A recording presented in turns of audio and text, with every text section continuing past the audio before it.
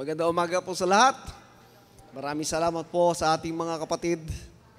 Ang ating dapat pong desire ay maunawa ng malaliman po yung mga bagay po ng Diyos. Okay. So, ang topic po natin is about, kamukha na aking sinabi last time, sa ating pong pag-aaral ng Biblia for more than 30 years, halos naikutan na po natin lahat ng topics o subject ng mga pagtuturo ng kahit iba't ibang relihiyon. Kaya sa ating nakitang katotohanan, one thing I learned, na wala pong religion na pwede magsabing sa yung tunay na iglesia ng Diyos. Kasi po, babagsak talaga na hindi niya naunawa yung naging kalagayan po ng Christianity during the first century. Especially kung hindi mo nakita yung teaching ni Apostle Paul. Alright. Sa ating past study po, aking pong pinakita sa inyo na ang sinasabing paghukom po ng Diyos sa Biblia na mahalaga ay nakatuon po sa dalawang panahon. Okay? Pag sinabing judgment, nakita po natin, noon pong, ang maganda po kasi dito, meron tayong na ibibigay na exact date. Ibig sabihin po, historical siya. One time, may nagtanong sa akin sa Facebook, bakit mas pinili mo ang Kristyanismo? Well, sabi ko, kung sasaliksikin mo lahat ng pinapaniwalaan sa mundong ito, ang unique po sa Christianity, yung founder ay nag-resurrect, nabuhay na maguli. Ang Hindu, ang Buddhism, and the rest of the mga nagkiklaim po na galing sa Diyos, yung founder nila, patay. Pero yung Kristo po, yung Jesus Christ, talagang nabuhay pang magbuli. Mula po sa Biblia, mababasa natin yung testimony ng kanyang pagkabuhay na maguli, plus yun pong writings ng mga historians nung panahon na yon. Ni Josephus, ni Tacitus, yung mga Roman historian po nung panahon na yon, pinapatibayan po yung resurrection ni Kristo. And not only that, pag nakita po natin history ng Christianity, kahit po yung mga Roman writers, sinasabi nila na, nung pinako po yung Panginoon Kristo, yung mga apostol po, talagang wala na. Very discouraged sila. Pero after certain days, after 40 days po, nagbago yan kasi lumakas ang loob nila, tumapang sila. Why? Bakit po? Kasi may Kristo pong nabuhay na maguli. So kaya po, ang mas pinili ko po yung Kristyanismo kasi wala na ibang pananampalataya na yun po ang nakita nating claims na yung founder po ay napagtagumpayan ng kamatayan. That's one thing, di ba? Secondly, bakit daw Bible? Bakit ako naniniwala sa Bible hanggang ngayon? Well, unang-una, ang test po ng tinatawag na inspiration or supernatural na source, ibig sabihin galing sa Diyos yan, ayun pong katuparan ng mga nakasulat na hula.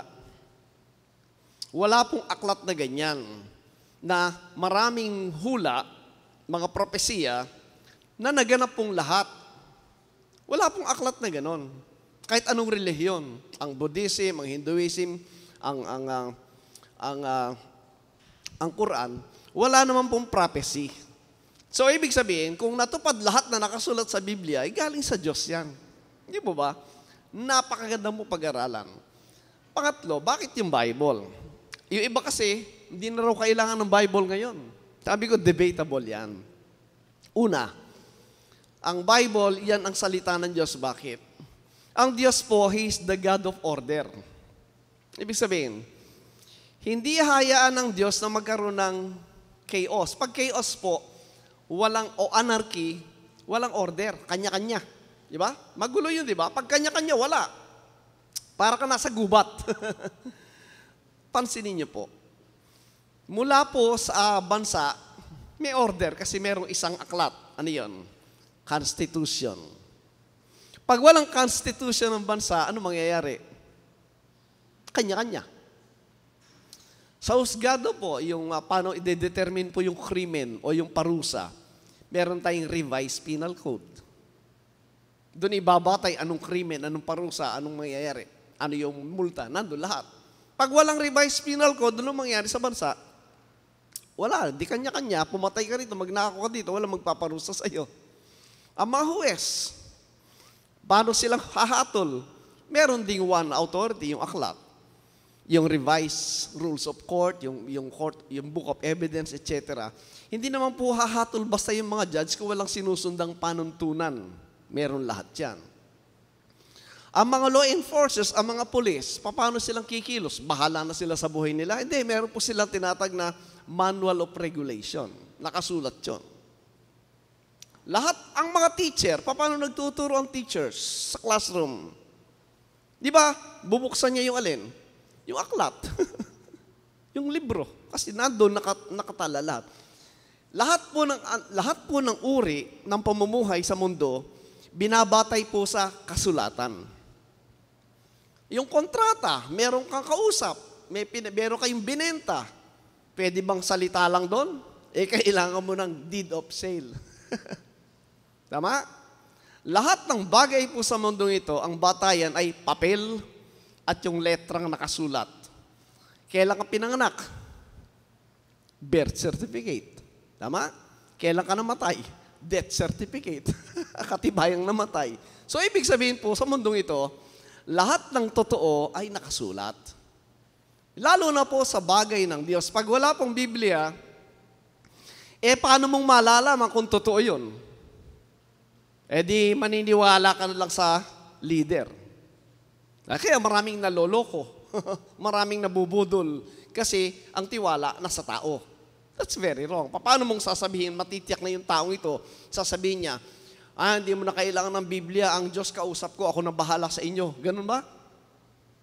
Hindi maloloko ka doon. Kailangan, meron pong final authority patungkol sa mga bagay. Lahat ng bagay po may final authority. May magsasabi dapat talaga kung ano yung tama at mali. Hindi pwedeng kanya-kanya.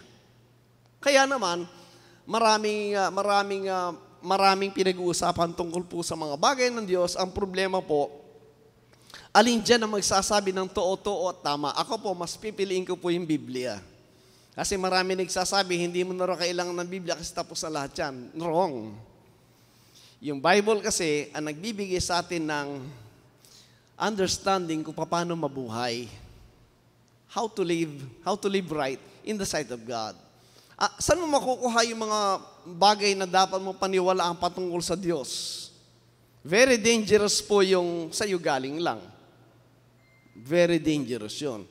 Binigyan ka ng aklat, proven naman, yung laman ng Biblia po ay talagang inspired. Naganap lahat ang nakasulat dyan. Doon lang po ma-amaze ka na. So I will never leave the Bible kasi bagamat totoo nga, natapos na halos lahat po ng prophecy dyan, pero may mga principles po dyan na akma po sa lahat ng tao. Yan po yan. Alright. Now, sa atin pong proper understanding, kaya ang utos po dyan ay palaging basahin, aralin po ang laman ng Biblia kasi yan lang po yung aklat na magsasabi ng mga bagay tungkol sa Diyos. At matagal na pong pinag-aaralan niya ng napakarami. Ang problema lang po, dahil nga sa unawa. Sa unawa na naintindihan nila kung ano yung naunawa, yun ang tinuturo sa tao.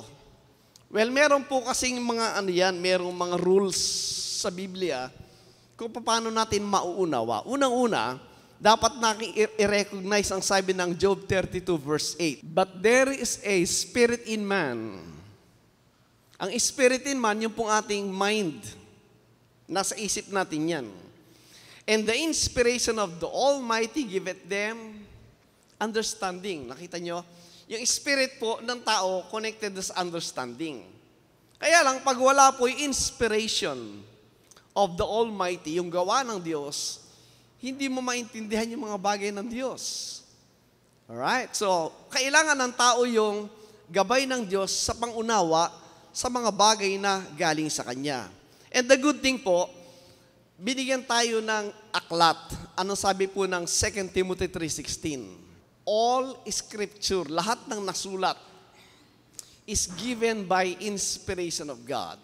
Pag sinabi inspiration po, yung po tinatawag na God breath. Yun po yung spirit ng Diyos, merong life yan. And is profitable for doctrine. Ano yung doctrine? Yung mga bagay na ating pong pag-aaralan at natututunan. Yung doktrina po, ang nagsasabi kung anong, ganun din po, ang epekto niya sa buhay ng tao. Kasi kung ano yung doktrina mo, doon ka nakatingin at yun ang iyong way of life, yung paraan para mabuhay, yung doctrine. Nabubuhay ka ayon sa iyong pinapaniwalaan. Kung mali yung doktrina, mali na rin yung uri ng buhay. Pangalawa, for reproof. Ano yung reproof? Yun po yung magsasabi ng ano ba yung mali, ano ba yung tama. Ipuprove mo, ano ba yung tama, ano yung mali. Sasabihin ng Bible yon. Ika-classify niya yung mali at tama. For correction, pag may nakitang mali, iko-correct. At ituturo ng Bible din po, paano i-correct. And sabi niya, for instruction in righteousness. Yun na yun. Pagtuturo ng katwiran, paano mag-isip, paano mabuhay ng mayroong katwiran. Hindi po ba napakagandang aklat niyan? Yan ang magde-develop sa iyong mind. Yan ang magde-develop po sa iyong isipan. Yan din ang magbibigay ng tamang landasin sa iyong buhay, sa relasyon sa kapwa. Di ba? Yung layunin mo sa kapwa at higit sa lahat, yung iyong kalagayan at kilos at layunin sa Diyos. Yan po yung magtuturo. Marami kasing bagay na akala natin ginagawa natin para sa Diyos, yung pala hindi. Hindi pala yun na sinabi ng Diyos. Meron sa sinabing dapat gampanan mo na yun ang binibilang ng Panginoon. Napakaganda pong maunawa nun. So, at sa pag-aaral po niyan, ano sabi niya sa 2 Timothy 2:15? Ito po isa sa utos ng Diyos. Ano sabi niya? Ito po i-address sa ating lahat. Study, sabi niya. Mag-aral ka. Bakit? To shew thyself approved unto God. Para naman malugod ang Diyos sa iyo, kailangan mo mag-aral. Bakit? A workman that needeth not be ashamed. Kasi, ang bawat mananampalataya ay workman. Manggagawa tayo lahat ng Diyos. Hindi lang po yung pastor. Lahat po ng nakay Kristo, manggagawa. Meron kang ginagampanan. Para bang sa katawan ng tao po, hinalintulad po yung body price sa katawan ng tao. Hindi porke nakita mo lang yung kamay, yung paa, yun lang ang gumagawa. Hindi. May mas mahalagang parte ng katawan ang gumagana. Ano yun? Nagtatrabaho. Yung nasa loob. Yung kidney, yung liver, etc. Pag hindi nag-function yung kidney, okay lang ba? Hindi, patay ka dyan, di ba? Kaya marami nang mamatay sa problema sa kidney. Ang liver. Hindi po lahat nakikitim, pero napakahalagang parte po yun ng gawain ng Diyos. Sinalintulod po sa ating katawan. So, mahalaga po yan. And on top of that po, ito po yung nakakalimutan ng marami kung paano uunawain yan. Paano bang maintindihan yan? Paano ba natin makukuha po yung tamang interpretasyon ng Biblia?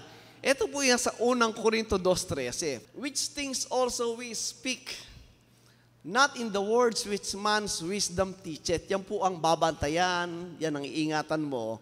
Baka ang palagi mo lang naririnig ay yung turo ng tao. Dangerous po yan kasi maging tagasunod ka ng tao. Ano yung kasunod? But which, sabi niya, the Holy Ghost teacheth. Alright? Paano nagtuturo ang tao? Sabi niya, man's wisdom. Ano yung man's wisdom? Sariling unawa niya. Kukuha ng talata, siya na mag-explain. Akala mo sa sumulat ng Biblia. Wrong yon. Dapat, ang sabi niya, but which the Holy Ghost teacheth. Paano nagtuturo ang Holy Ghost? Comparing spiritual things with the spiritual. Yun mismong Bible po ang mag-i-interpret mismo kung anong ibig sabihin nung nasa loob mismo ng Biblia. Kaya nararapat na basahin ang buong Biblia sa iyong buong pagkabuhay in your lifetime. Maganda po ba yun? So, paano natin maunawa yung Bible po? Ang dami pong kalituhan na ating makikita sa Biblia. Right. Number 1, meron pong tinatawag akong, tinatawag akong universal judgment. Naganap po ito noong 30 AD. Sa ginawa po ng Panginoon Kristo na kanyang sakripisyo doon sa krus ng Kalbaryo, dito po hinatulan na po lahat ng tao. Lahat po ng tao hinatulan dyan, mapahudyo o mapahentil. Okay?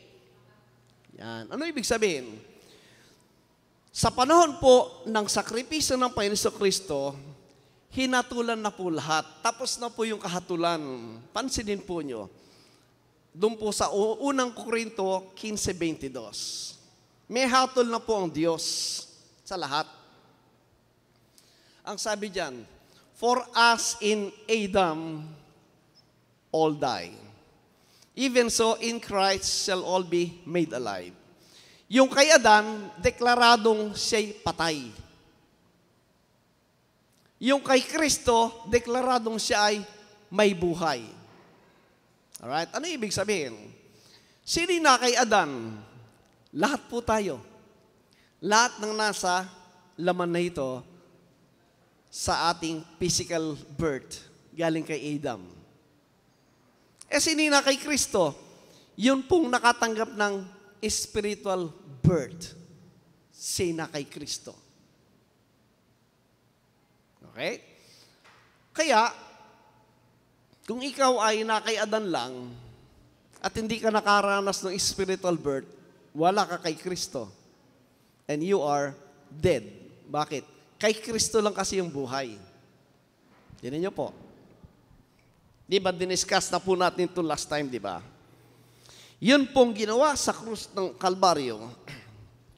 Inaral po natin yan na yun pong ipinako sa krus ay yun mismong kasalanan, di ba? Yung sin, yung laman, yung flesh. Yun ang nakapako, yun ang patay, at yun ang inilibing. At ito po ay nakatuon sa ating laman. Romans 7:17. Tinan niyo mga igi po. Now then, it is no more I that do it, but sin that dwelleth in me. Pansinin niyo po yung sin. Yung sin po na yan, hindi yung ginagawa natin. Yan po'y nananahan sa akin, ang sabi ni Pablo. Saan sa kanya? 18. For I know that in me, that is in my flesh. Yan. Sa kanyang laman. Flesh. Napansin niyo maigi po.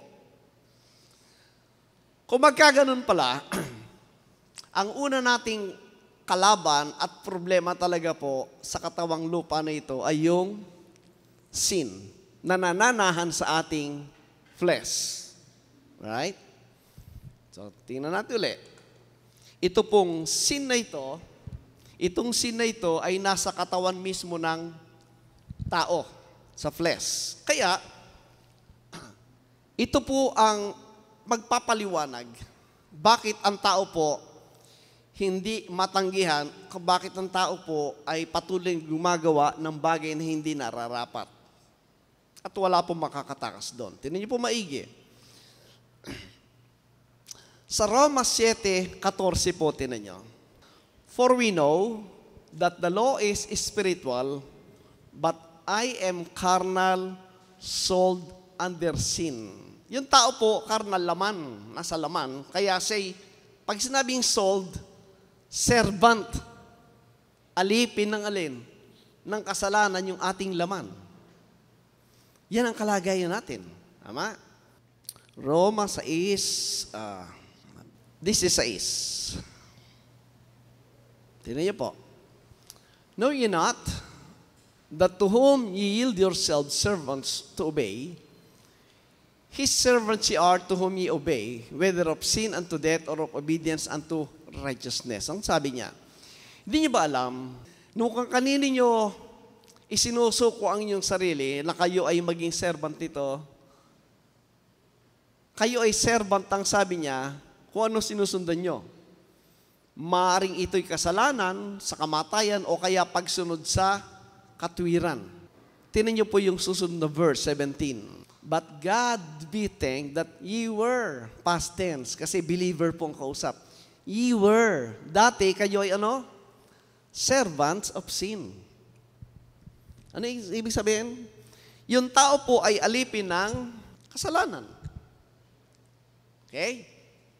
Pag alipin ng kasalanan, pag alipin ba, mayroon ka bang choice? You're talking of the relationship ng master at saka servant. Parang slave at saka master.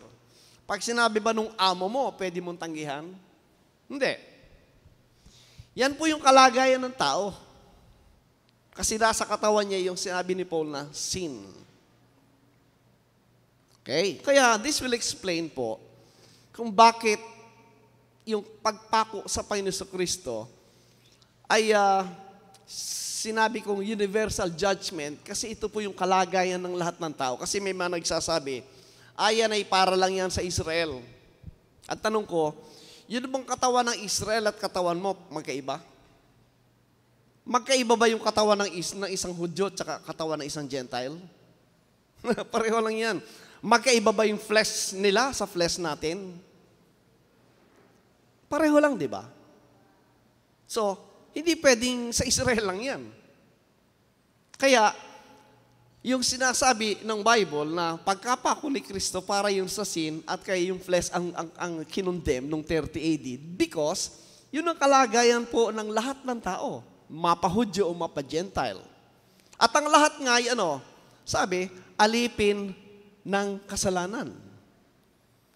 Therefore, if that is the case, ang sakripisyo ni Kristo, pinalaya ka mula sa kapangyarihan ng sin sa iyong flesh. Balikan natin, Romans 6:14. For sin shall not have dominion over you, for ye are not under the law but under grace. Bakit sabi niya? Sapagkat ang kasalanan ay hindi makapaghahari sa inyo. Sapagkat wala kayo sa ilalim ng kautusan, kundi sa ilalim ng biyaya. Unawain po nating mabuti. Ito po ang kausap dito yung mga mananampalataya na. Right? Ang ibig bang sabihin dyan, yung mananampalataya, wala nang ginagawang mali. Meron. Habang nasa katawang lupa ka, dahil naroon ang kasalanan, meron at merong ginagawa yan. Tama? Honestly. Tama ba? Ang kaibahan nga lang, yung kanyang pagiging mananampalataya, nag-create ang Diyos ng bagong tao sa loob, di ba? Meron siyang inward man. Okay. Meron siyang bagong tao sa loob. I hope na pag-aralan po natin to. Okay. So, itong tao po nito, one time, narinig niya, pinaniwalaan yung gospel at kanyang tinanggap ang salita ng Panginoon. Anong nangyari? Tinanggap po niya yung buhay, di ba? Ni-receive niya yung word, yung buhay.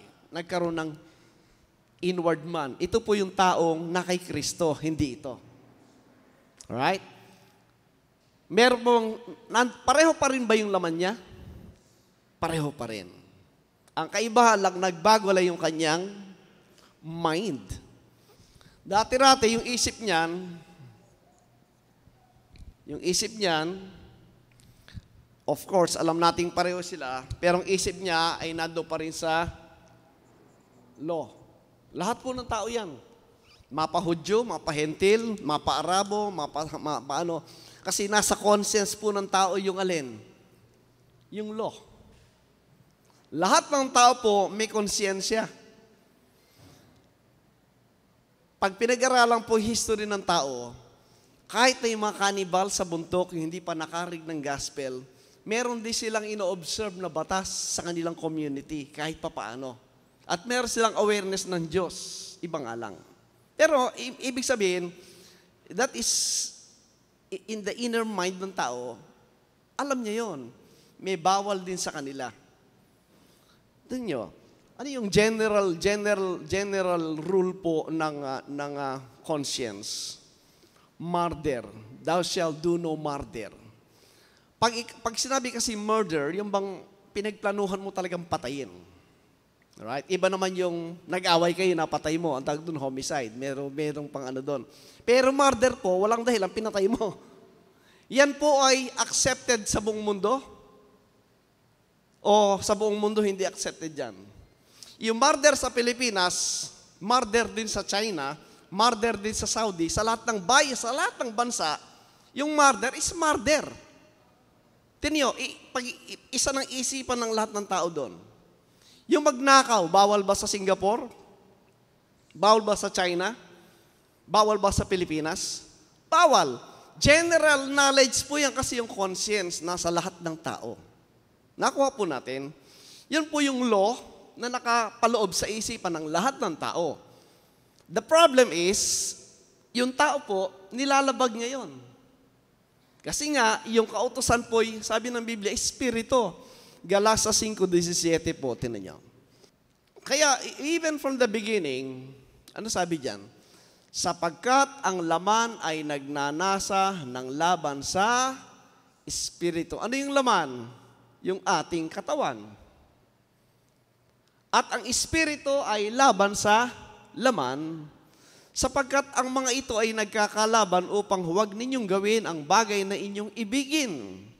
For the flesh lusteth against the spirit, and the spirit against the flesh, and these are contrary the one to the other, so that ye cannot do the things that ye would.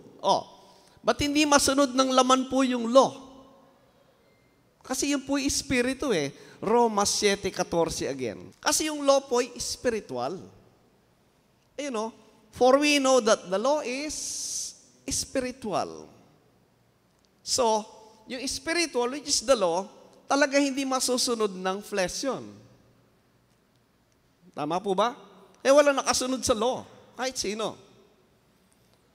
Habang nasa laman, hindi masusundan yan. Well, anong difference ngayon ito? Nung ikaw ay nananampalataya, pinalaya ka ngayon sa kapangyarihan nito. Sa papanong paraan? Balik natin, Roma 6:14. For sin shall not have dominion over you. Ngayon, sabi niya, itong kapangyarihan nitong kasalanan, wala ka na doon. Bakit? Kasi, wala ka na sa ilalim ng ano ba yung, connection po ng law doon sa sin? Yung sin, sabi niya, wala nang dominion sa'yo dahil wala ka na sa law. Anong koneksyon? Unang Korinto 15:56. Tingnan niyo maigi po. Habang magkasama po yung dalawa, yung law at saka yung sin, buhay siya. Sabi yan, the sting of death is sin. Anong death yan? Yan po yung spiritual death mula pa kay Adam. And the strength of sin is the what? Yung buhay pala ng kasalanan ay yung law. So habang nasa isipan mo yung law, buhay ito. Saan ka nakafocus? Sa sarili mo. Araw-gabi, tinitingnan mo yung sarili mo, yung ginagawa mo. Nakuha po nyo? How about, naintindihan mo yung gospel of Christ? Anong maintindihan mo sa gospel of Christ? Balik natin, Roma 6:14. Ayan, inulit ni Pablo. For sin shall not have dominion over you. Wala nang kapangyarihan sa iyong sin na ito. Bakit? For ye are not under the law, but under grace. Nandun pa ba yung law? Wala na yung law. Yung law, napalitan nung alin? Nung Kristo. Meron pa bang power yung sin? Wala na. Kasi ang nasa isip mo, yung Kristo. Yung ginawa nung Kristo dun sa law, dun sa sin, which is in the flesh, at doon sa law. Na kanyang tinapos doon sa krus ng Kalbaryo. Kaya ang sabi niya, wala ka na sa ilalim ng kautusan, ikaw ay nasa ilalim ng biyaya. Ngayon, Brother Ray, may nagagawa pa akong mali Lahat tayo. Kasi, yung flesh natin, yun po talaga yung nature niya. Totally against po sa spiritual things. But the good thing, ang sabi ni Pablo po ito, Roma 7:22. For I delight in the law of God after the what? Yun palang inward man. ito palang inward man, he delight in the law of God. Yung law of God sa kanya, hindi burden. Bakit? Kasi yung law of God, ito yung kanyang way of life. Masama ba yung law? Hindi. Kasi yung law, yun ang nature ng Diyos. Ito yung 12. Itas, baba ng konti. 7:12. Dinefine niya kung ano yung law. Ito na. 7:12. Wherefore, the law is holy. The commandment holy, just and good. Hindi ba yan ang nature ng Diyos? God is good, holy, and just. Tama? Ibig sabihin, yung law po, yun ang way of life. Yun ang uri ng buhay ng nasa espiritu. At ang lahat po ng mananampalataya, wala ka na sa flesh. Nasaan ka na? Roma 8:9 po, tinan nyo. But ye are, present tense, ye are not in the flesh. Nasaan ka na? But in the Spirit. Yung believer po, wala ka na sa flesh. You are already in the Spirit. Kaya, you are already a spirit. You're already a heavenly person. Ikaw ay spiritual person. Therefore, your thinking is, the way of life is the law of God itself. Kaya sinasabi ni Pablo, it is no more I that do it, but sin that dwelleth in me. Ngayon, yung thinking ba nito, pwede na palang gumawa ng kasalanan, gano'n ba? No, hindi ganon. Ang thinking niya is the law of God itself, yung way of life niya, doon siya. 1 John 5 po, verse 2 and 3. By this we know that we love the children of God when we love God and keep His commandments. Verse 3. For this is the love of God, that we keep His commandments. And His commandments are not grievous. Kung ikaw ay nasa flesh, mahirap talaga yung law.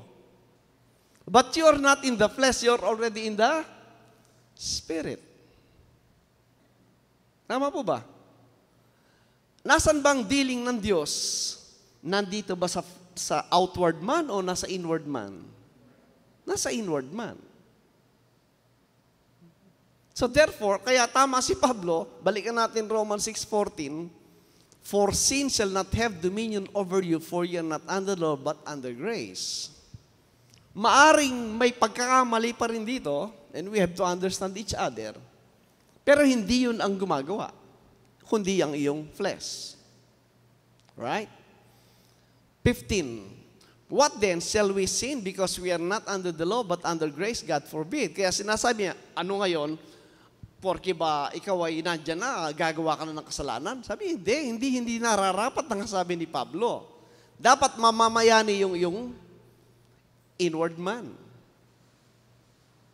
Tama? 16. Ano sabi na 16? Kaya inulit po niya, know ye not that to whom ye yield yourselves servants to obey, His servants ye are to whom ye obey, whether of sin unto death or of obedience unto righteousness? 17. But God be thanked. Bakit?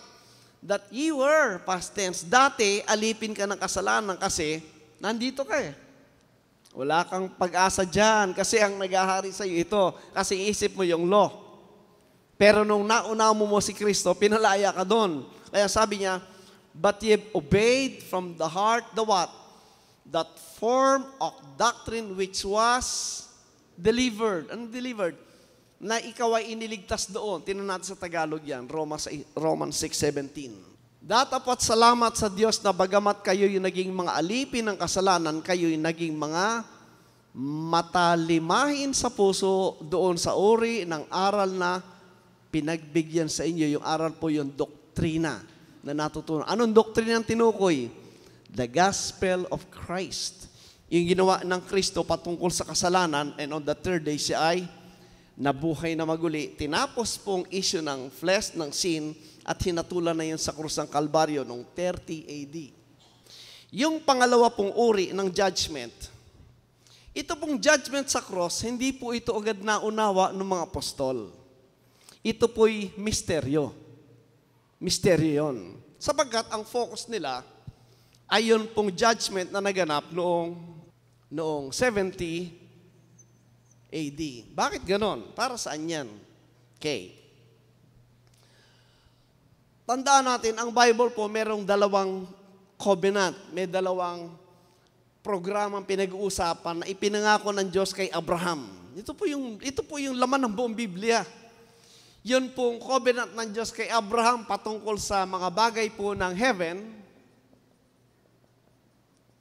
Pero may mga bagay po patungkol sa earth o sa lupa.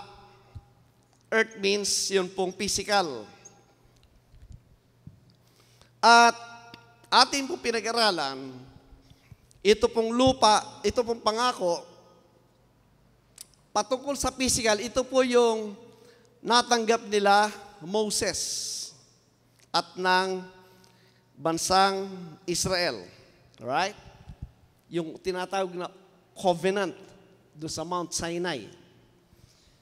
Dito po nakapangako yung kalupaan. Yung, tinan niyo po, Genesis 12:1. Yan, sa English muna. Sige, sa Tagalog. Sinabi nga ng Panginoon kay Abraham, umalis ka sa iyong lupain. Background niyan, sa Genesis 11 po, ang mga tao po sa panahon na yon, nasa Babylon, Mesopotamia, naging, sila, sumamba sa mga Diyos-Diyosan. Mas pinili nilang sambahin ang mga Diyos-Diyosan. Pagdating po sa 12, pumili ang Diyos ng isang tao. Sino yun? Si Abraham. Bakit pinili ng Diyos si Abraham? Alam ng Diyos kasi kung anong uri ng tao si Abraham. Sa isang passage, sabi niya, pinili ko sa Abraham dahil alam ko na susunod sa kanya ang mga lahi niya, sabi niya. Okay. At mula nun po, inutusan si Abraham ang utos, umalis ka sa iyong lupain, sa iyong kamag-anak at sa iyong bahay ng iyong ama. Doon po sa Mesopotamia yon, iwanan mong lahat. Na ikaw ay pumaroon sa lupaing ituturo ko sa iyo. Ano sabi ng Diyos? At gagawin kitang isang malaking bansa. At ikaw ay aking pagpapalain at padadakilain ko ang iyong pangalan at ikaw ay magiging isang kapalaran sa 3 po. At pagpapalain ko ang mga nagpapala sa iyo at susumpain ko ang mga susumpa sa iyo at pagpapalain sa iyo ang lahat ng angkan sa lupa. Sa panahon pong yan, ang kausap lang ng Diyos, isa lang, si Abraham.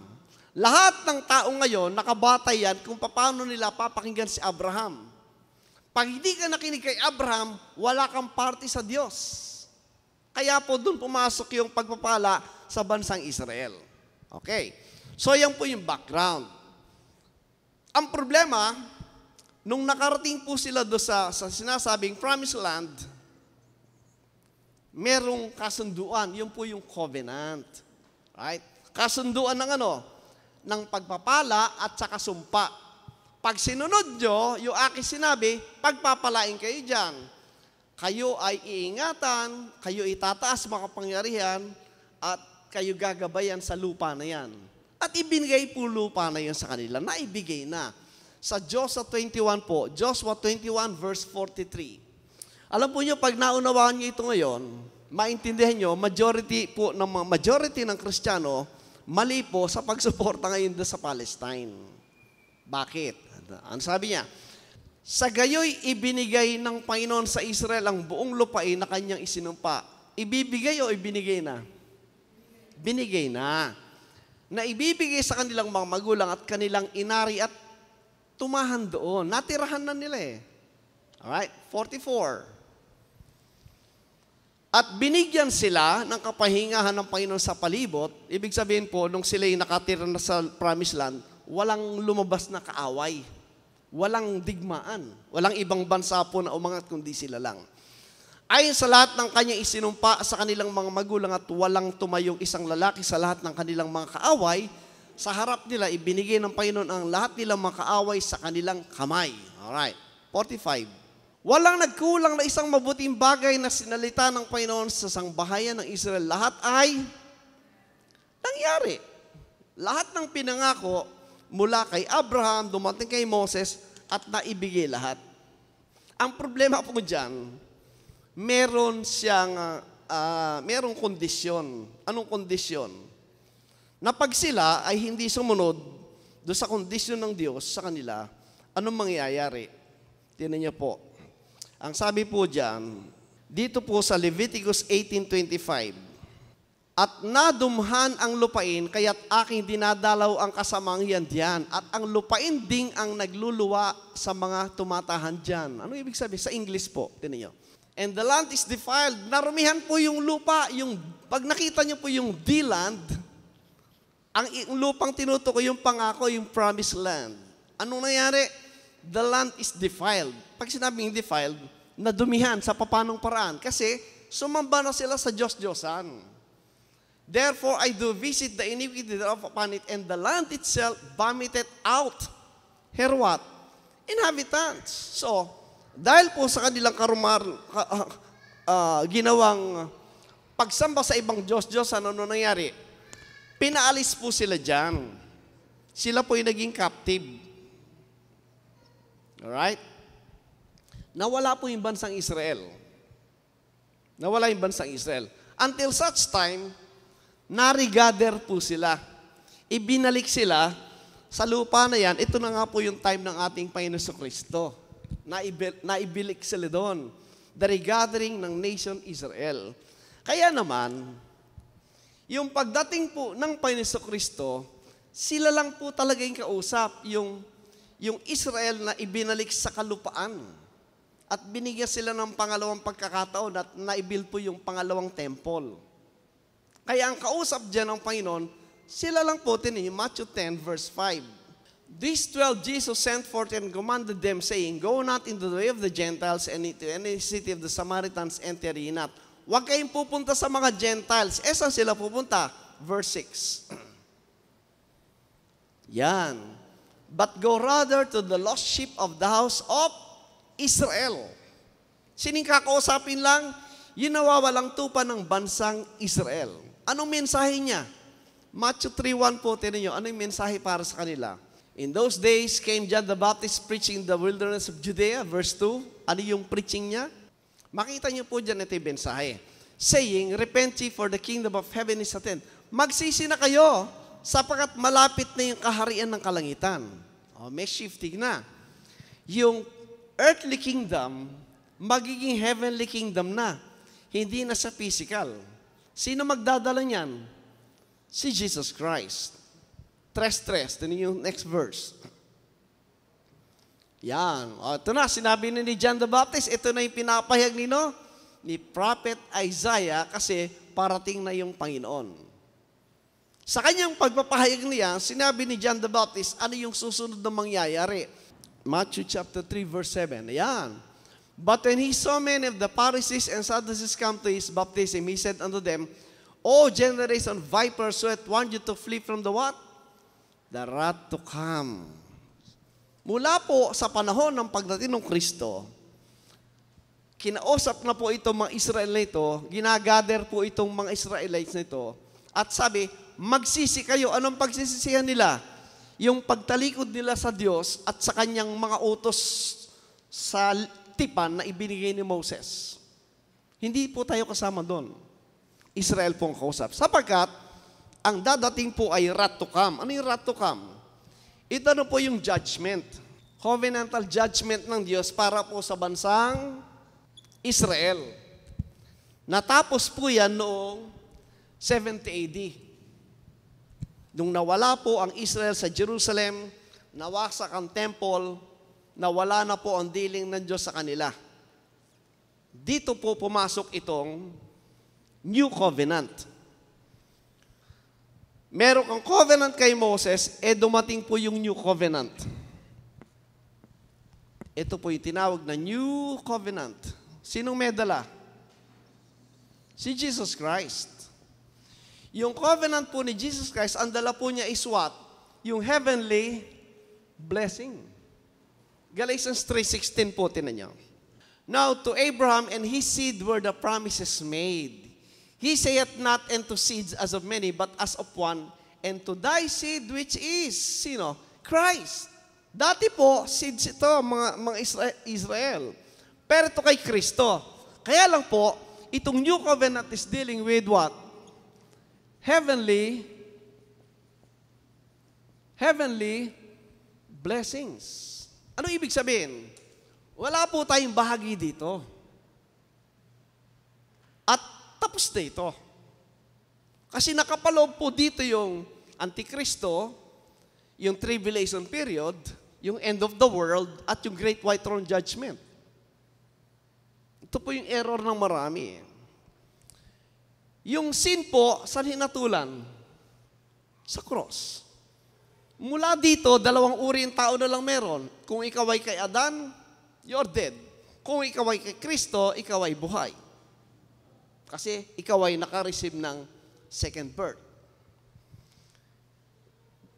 Don't tell me, tatayo ka uli dito? Sa judgment, sa Great White Throne Judgment? Parang hindi. Tapos ka na dito eh. Ang judgment na ito para saan? Sa nation Israel.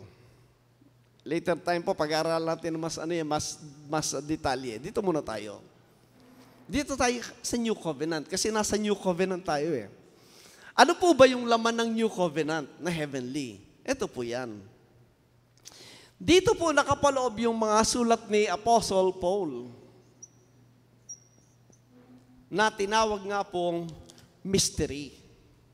Mystery dahil yung program po na nakapaloob dyan, during this period, hindi po alam ng mga naririto, nung 12 apostles. Hindi nila alam.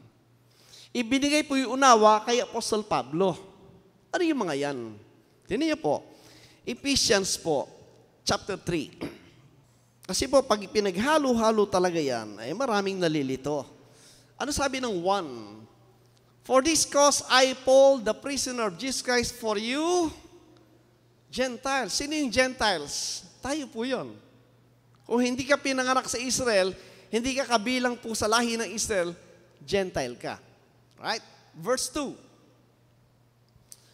If you have heard of the what? Dispensation of the grace of God which is given me to you, me, kay Pablo, and to you, Gentiles.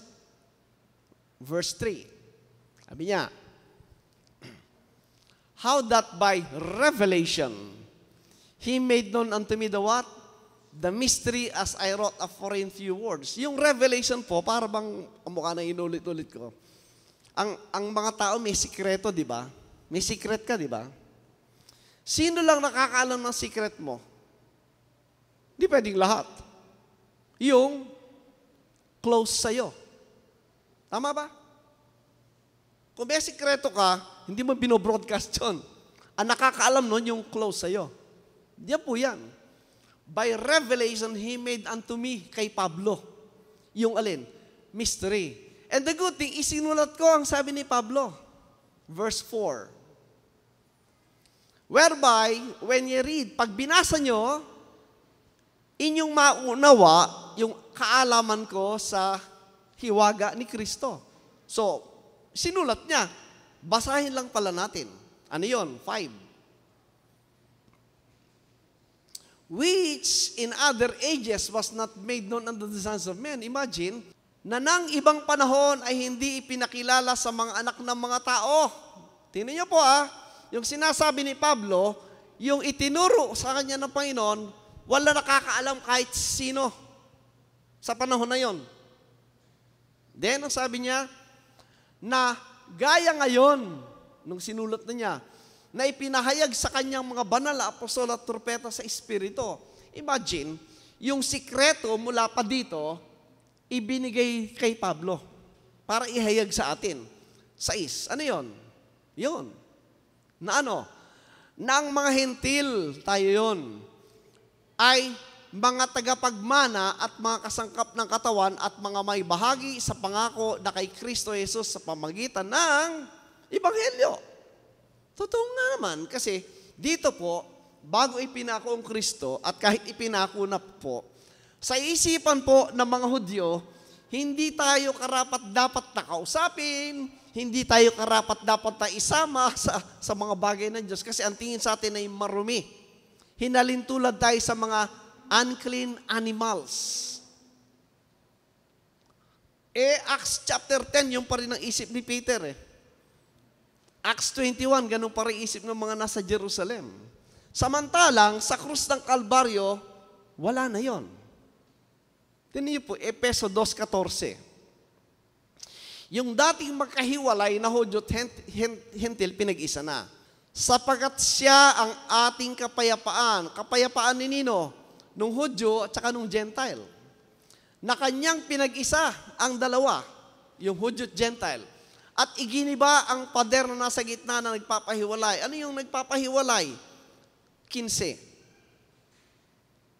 Na inalis ang pagkakaalit sa pamagitan ng kanyang laman kahit kautusan na may mga batas at mga paluntutunan upang sa dalawa ilalangin sa kanyang sariling isang taong bago, sa ganito'y ginagawa ang kapayapaan. Ano ibig sabihin?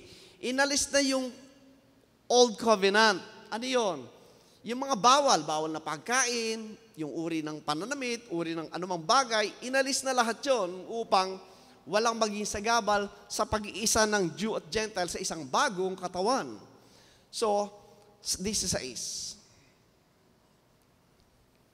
at upang papagkasunduin silang dalawa, yung Hudyo at Hentil saan? Sa isang katawan, sa Diyos sa pamagitan ng ano? Ng krus. Na sa kanya'y pinatay ang pagkakaalit. Ano ibig sabihin? Sa krus ng Kalbaryo, pumasok na po yung bagong tipan.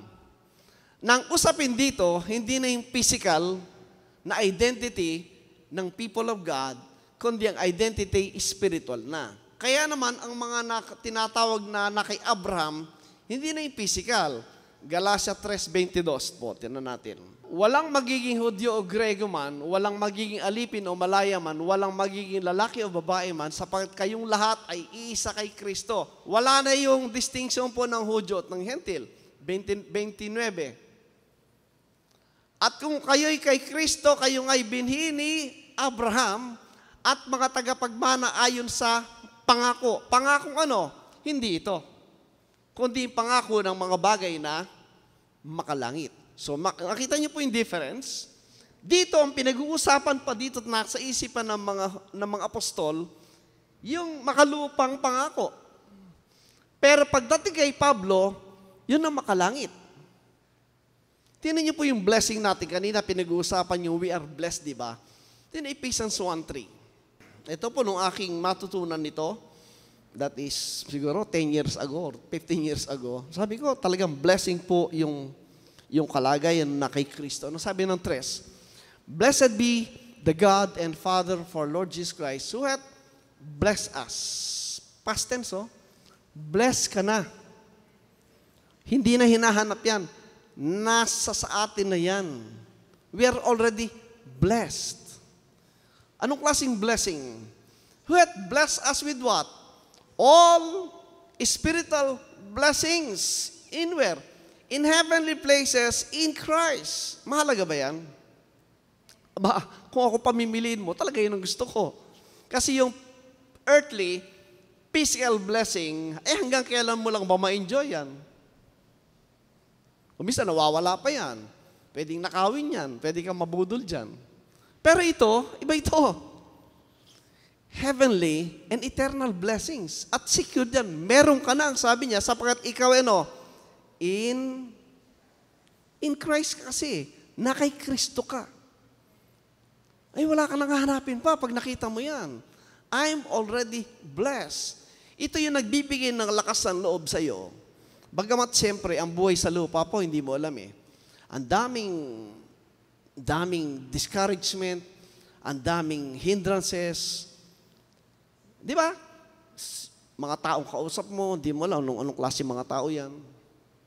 Alam nyo, sa mga tao po, marami tayong nakikilala. Pero kinaklasify natin ang tao eh. Merong gold, silver, bronze, may tanso. Di ba? Pag nakakita ka ng ginto, ingatan mo. Mahirap makahanap ng taong ginto. Di ba? Ako po, marami kong friends dati. But friends, they come and they gone. Dumadating, nawawala. May natitira dyan. Yung natitira, yun ang ginto. Yun ang minamahal. Tama? Walang ibang motibo yan, kundi sa ikabubuti mo. We learn to classify people. Pag nakita mong ginto, huwag mong pawawalan. Para ka nawala ng kayamanan dyan. Di ba? Maraming tao. Ang daming tao. Iba-iba. Pero, di ba? And ang prayer ko, ganun eh. Since po ang prayer ko, Lord, pakita mo sa akin yung mga taong may desire sa iyong salita. Yung pareho ng wavelength, na gusto matuto, yung mga honest thinker, ang iniisip yung bagay ng Diyos. Kasi doon ka naman pupunta eh. Ang ultimatum ng buhay po sa Diyos eh. Tama? Kahit tumagal ka ng buhay sa lupa, ilang taong ka rito. Ang uuwian mo sa dulo ng iyong hininga, Diyos ko. Tama ba? Doon ka nakafocus. And I'm telling you po, sa aking experience, hindi ka pababayaan ng Diyos. There are times nagkakaroon ka ng doubt, there are times nagkakaroon ng fear, pero God never abandons you po. That's my experience. Wala kang pwedeng isumbat sa Diyos sa pinabayaan ka niyan. Wala. Ay, ang dami ko pong blessing talagang naunawa sa Diyos. Sa tao po, hindi eh. Ang Diyos po talaga ang lahat ng bagay na pag nais mo siyang kilalanin, paglingkuran, hindi kanya pababayaan po. Opo, 63 na eh, going, no? In my years of faith and work, ang dami ko na pong na-experience din. And I thank God po, nakilala ko si Pastor Boyet sa Facebook. Yung mga friends ko, nung nakita yung mga doktrina, ayaw na eh. Sabi ko, bakit? Study yan. Wag mong baliwala yung study ng Bible kasi sa foundation ng lahat, ang tatanong, ano ba pinapaniwalaan mo? Ang tanong dyan is, ano ba pinapaniwalaan mo? Second question, gaano katotoo yung pinapaniwalaan mo? At kung nakita mong totoong papaniwalaan mo, tayuan mo. Marami po kasi takot. Nakita ko yan. Maraming takot. Nakita yung totoo, pero dahil sa considerations, may S. Friends, fellowship, money, ayaw, teka muna, ingat. Hindi na muna ako takot muna. Wag. Tayuan mo. Kasi, in my experience po, pag tinayon mo katotohanan, natural, you will lose something. You might lose some friends. Ganyan. Pero in the long run, makita mo, God will maintain. Ibig sabihin, nakita mo yung truth, may tapang ka na tumayo, regardless of, at pag nagawa mo yon, the Bible said, God approves you. Inapprove ka ng Diyos. And you will see how God will work in your life. Tama po? Ganun po siya mga kaibigan. Okay. So, number 1, ang sabi na Ephesians 1:3, ito po yung mga bagay na dapat nagtutulak sa iyo na maglingkod sa Diyos sapagkat ang sabi niya, you are already blessed with the ultimate, greatest, valuable blessings that you can ask for, yung blessings in heavenly places in Christ. Sarap pong makita niyan. Makita mo na. Di ba? Sa ating aral, you are already resurrected. You are seated with Christ in the heavenlies, etc. Di ba? Next, verse 4. Tingnan niyo. So, verse 4. Look at this. According as He hath chosen us in Him before the foundation of the world. Ano yung sabihin? If you are in Christ, nakita ka na ng Diyos. Sa Bible po, may difference before the foundation at saka from the foundation. Magkaiba po yun. Yung sa atin po, before the foundation of the world. Yung election po, yun po yung foreknowledge ng Diyos. Nakita ka na ng Diyos mula pa noong bago yung pundasyon ng mundo, nakita ka na ng Diyos kaya ikaw ay chosen. In Christ ang sabi niya. Di ba? It's a great God yung ating nakikilala sa Bible. Yung Diyos na before pa, nakita ka na. Yun po yung foreknowledge. Imagine that we should be holy and without blame before Him in love. 5 po, tinan nyo. Having, ito pa, predestinated us. Anong predestinated? ikaw ay itinalaga na ng Diyos sa kalagayan na yon, unto the adoption of children by Jesus Christ to Himself. Pag sinabi pong adoption, pinapakita po yung iyong kalagayan sa ultimate condition and state as actually yan po ay sons of God. Yun po yung eternal state na, di ba sabi ng Panginoon, in the resurrection they shall be as angels, sabi niya. Lahat ng in Christ, ang iyong final state is as angels, ang sabi niya. And that's adoption of the body. From the body of sin, you are now in the body of Christ. The body of sin to the body of Christ. Wala ka na sa physical, you are in the spirit, ang sabi niya. That's adoption. From the family of someone, nilipat ka sa isang family through the Lord Jesus Christ. Ay sabi ng 6, to the praise of His glory, of His grace, wherein He hath made us what? Accepted in the beloved. Who is the beloved? The Lord Jesus Christ. Tayo ay naging accepted because of the Lord Jesus Christ. We are accepted in the beloved. That's the body of Christ, the Lord Jesus Christ. That's why, mga friends, bakit tayo nagpapatuloy, nagnanais na mag-aral at makita yung mga katuruan na ito? Because this is the truth. Hindi lang tayo nagbibuild ng organization, nagbibuild ng fellowship. No. Hinahayaan nating i-build tayo ng Word of God. Yung po yung edifying, the building ng the body of Christ. Yung paglagot, pag-akyat po sa unawa sa mga bagay ng Diyos. Lastly po, Ephesians chapter 2.